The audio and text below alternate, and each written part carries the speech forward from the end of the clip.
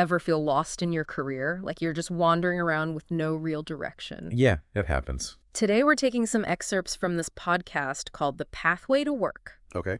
to kind of see if we can use self-awareness as a map to find a better career path. Like a GPS. Exactly. I love that. Yeah. A career GPS. So we're going to use this podcast as a source. It's a pretty cool podcast, and it really emphasizes how self-awareness can help you, not just with like your job search, Right. but every stage of your career. So everything from choosing a job to getting through interviews and even communicating with your coworkers. And it's not just about finding a job. It's about finding the right job. Yes. One that really fits you. Exactly. And where you can really be successful. Right. And feel fulfilled. Yeah, and it makes me think about this one person I know. Oh, yeah. Who we'll call Alex. Okay. Super talented, great at problem solving, loved working with people. Okay. But they were stuck in this job that was all research. Oh, no. So they were alone all day. And they just weren't happy. Right. And it wasn't until they really sat down and thought about what they were good at and what they were passionate about that they realized, hey, project management, that's where I need to be. Yeah. And it used all of those skills. Exactly. So they made the switch. Yeah. And they were thriving. I bet. That's great. So how do we figure out, though, what our hidden talents are and what we're really passionate about? Well, that's the thing. Yeah. This podcast lays out some really practical steps. Oh, cool. And they call them steps, but I think of them more like tools for self-discovery. Okay. I like that. Yeah. Tools. And the podcast really stresses that it's not a one-time thing. Okay. It's got to be an ongoing process, kind of like gardening, you know? You have to tend to it and help it grow. I like that. Okay. So the first tool is figuring out your values. So, like, what are your core principles? The things that really drive you. Like creativity or helping people. Exactly. So what are those things for you? What matters most in your work and in your life? Yeah. There are no right or wrong answers here. Right. What matters is that you figure out what is important to you. I see. And then you can use that to see if a job is really a good fit. If your values line up with the job, right? Exactly. If they don't, you'll probably end up unhappy. That makes sense. All right, so the second tool then is reflecting on your strengths and your weaknesses. Okay. What are you naturally good at? What do you really shine at? Yeah, and this one can be tough. Yeah. Because we have to be really honest with ourselves. Oh, definitely. I think it can be helpful to get some feedback from people you trust. Yeah. Like friends or mentors. They might see strengths that you haven't even thought about. Like a fresh pair of eyes. Exactly. Okay, so their third tool, exploring your interests. This is my favorite part. Oh, yeah. This is where we get to tap into that childlike curiosity. Oh, so what are you passionate about? What makes you completely lose track of time?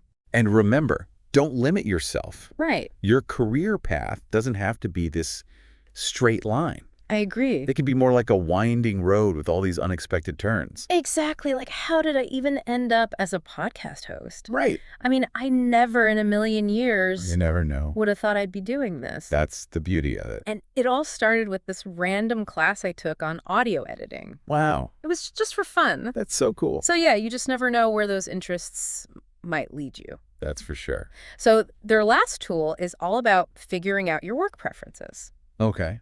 So do you work best in a fast-paced environment Okay. where you're collaborating all the time?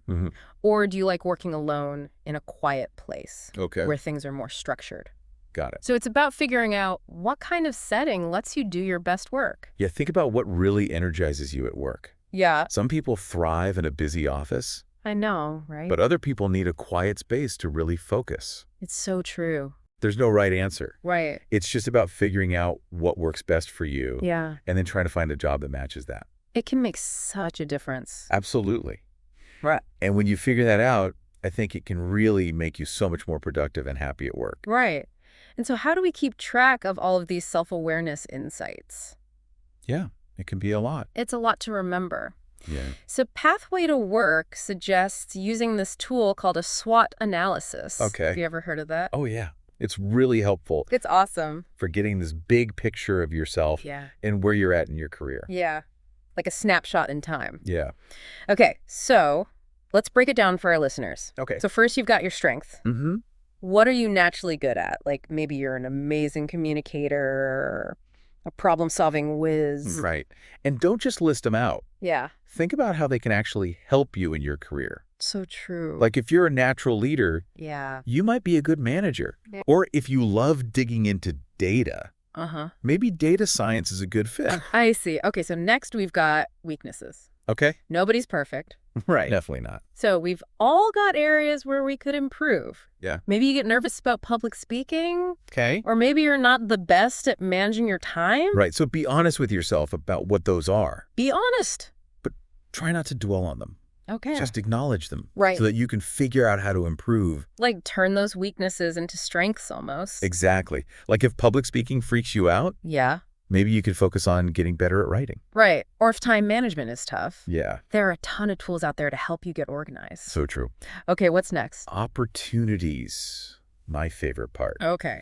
So think about any career paths or industries that sound really interesting to you. What skills could you learn to open those doors? Right. This is where you get to dream big. Yes. And think about all the possibilities out there. Yeah. Do some research. Research. Figure out what's trending in the industries you're interested in. I see. Are there any new fields that match your skills and passions? Okay, so you're matching up your internal self with what's going on out there. Exactly. I like that. It helps you focus. And set goals. Yeah. Okay, the last one is threats. Okay. This one can be kind of scary.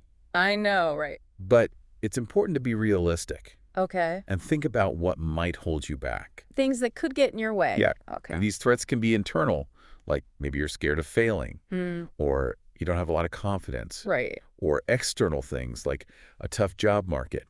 Okay. Or not having a ton of experience. So how do we deal with those?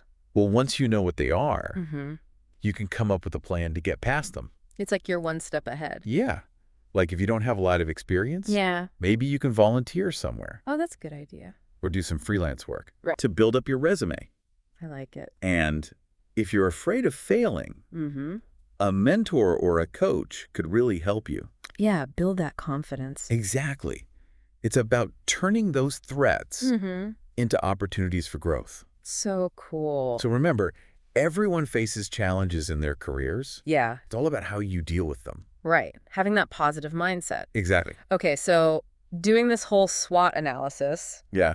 It's like having your own personal career coach. I know, right? I highly recommend our listeners do this. Yeah.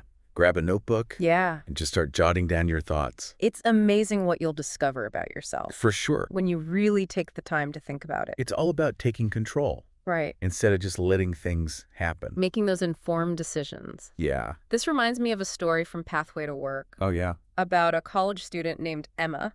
Okay. Super smart, loved learning.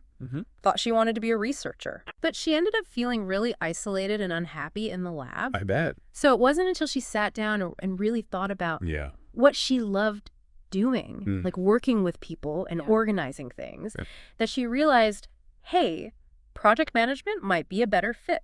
It used her strengths. Exactly. And it let her be around people. Yes. So she switched over to project management. Yeah. And she is killing it. She's so happy. I love that. It just shows the power of self-awareness. Right. It's about finding what fits you. Right. Not trying to force yourself into some mold that doesn't work. I like that. So as we're wrapping up our deep dive into self-awareness, what's the main takeaway? I think the biggest thing is that self-awareness, it's not just some buzzword, you know? It's really important for having a good career, a successful career, and a career that makes you happy too. Yeah, like it's not just about getting a job. Right. It's about finding the job that's right for you. Exactly. The one that makes you excited to go to work. Yes. And maybe even makes you feel like you're making a difference somehow. Yeah, totally. So I want to leave our listeners with something to think about. Okay. How can you use your strength and your passions to make a real impact? Yeah. Think about it. Take some time to reflect. Go back to that SWOT analysis we talked about and think about how you can use it to create a career that you love. Yeah, one that fits who you are. Exactly. And what you're passionate about. The world needs what you have to offer. Yeah, don't be afraid to let your talent shine. I love that. Thanks for joining me on this deep dive into self-awareness. It was fun. Until next time, keep exploring. Keep growing.